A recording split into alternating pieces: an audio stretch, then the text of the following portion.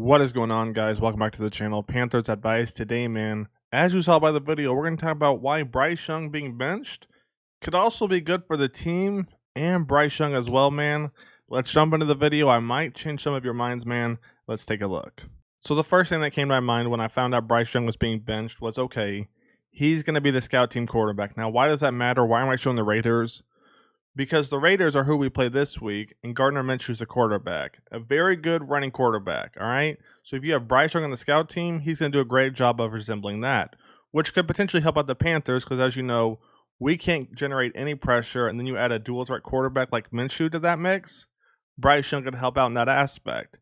Then you fast forward to the next week. The Panthers play Joe Burrow. Once again, a mobile quarterback. The Panthers have to create pressure. Now you're probably asking, okay, Gardner Minshew, Joe Burrow, who do they play after that?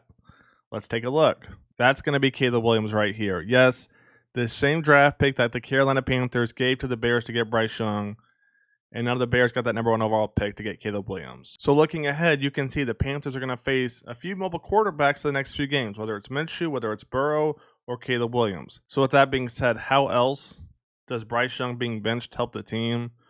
Well, we might finally see our rookie right here, Xavier Legette, our first-round pick in action. We haven't really seen him this season, and this might be our first chance to get a good look on what this man can do.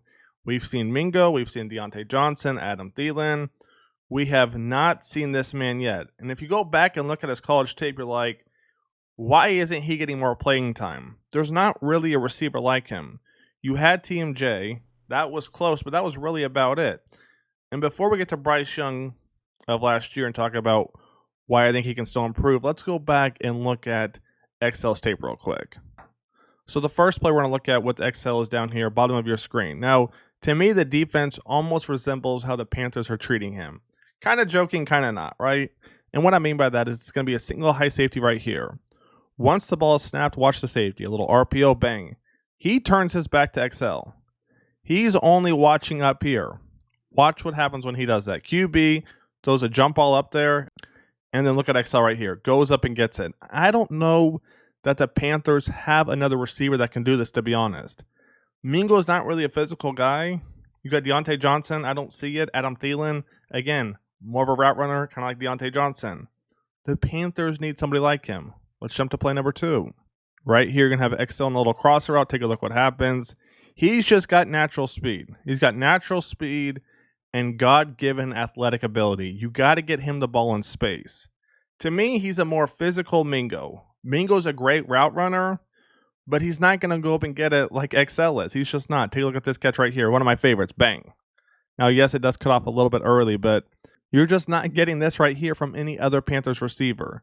And then you got to remember, Excel is the one playing with Andy Dalton in the 2s right now because Andy Dalton is running the 2s. So now I just gave you a few reasons why it's good for the Panthers to bench Bryce Young. But now let's talk about, okay, why is it good for Bryce Young to get benched for himself? Let's take a look at some film from last year real quick. So as we go back and look at last year, believe it or not, he wasn't as bad as he's been this year, right? Much better reads, whether finding the open guy, progressing through his reads a lot quicker. Even the drop back, like right here, it's a little bit slow, but he's not playing hot potato with his feet, right? It's not stepping on hot stones. Take a look right here. You're going to see right here, a little RPO, 1, 2, sets his feet, bang, lets it rip. And he does a great job watching the mic right here. Take a look. The mic and the safety over the top. If they run with Adam Thielen, bang, he's going inside. And that's exactly what he does. And here's the thing about Bryce Young. Last year, it was all about, okay, he just needs to change his footwork, whether he needs to speed it up, climb into the pocket. That's the only thing he needs to work on. And somehow it's worse, right? You brought in Dave Canales. He worked with Baker Mayfield. He worked with Russell Wilson. We haven't seen Bryce Young make a play like this at all. This was the end of last season right here against the Packers, which ended in kind of a controversial ending, if you remember. We have not seen Bryce Young make a play like this. In fact, we haven't seen Bryce Young really make a play at all this season, which is partially why he was benched, along with some other reasons behind the scenes. And if you take a look at this year's film, it's just not the same quarterback. It's almost a night and day difference. Yes, right here, he does a great job looking at the first read. He's looking at Deontay Johnson right here. Next read's going to be Trimble. It's 3rd and 2 right here. Got to get the first down. you're going to see anticipation is there to a point, but you got to put that ball out in front of him. And honestly, that was one of his better throws. Fast forward right here, it's 3rd and 7.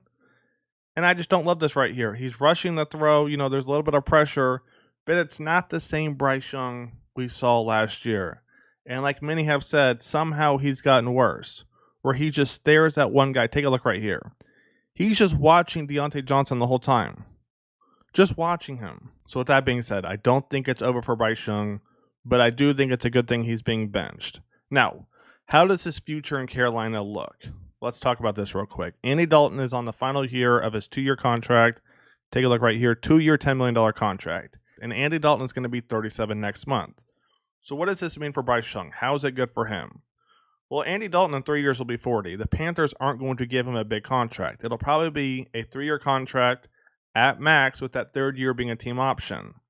So what does that mean? That's potentially going to put Dave into another situation, just like when he was in Tampa Bay and he took that job as the OC. Dave had to choose between Baker Mayfield and Kyle Trask. Now this can mean Dave has to choose between Andy Dalton and Bryce Young, or when Andy Dalton steps away, if he goes to another team, it'll be Bryce Young and another quarterback, right? Because Baker, a lot of doubts on him. He comes to Tampa Bay, they had Kyle Trask, who's been backing up there for a while. Baker Mayfield took the job. So my final thoughts are this. Bryce Young ultimately will have another chance to start in Carolina, but it won't be handed to him on a silver platter. Here's my prediction. Andy Dalton in the next 2 or 3 years will either retire or go to another team because he's going to be almost 40. Bryce Young is going to have to compete with another guy for the starting job, just like we talked about Baker and Kyle Trask in Tampa Bay. That's my prediction. Let me know your thoughts. I hope you guys have enjoyed the video. Panthers Advice is out. Stay tuned. Pre-game tomorrow, baby. Let's get it.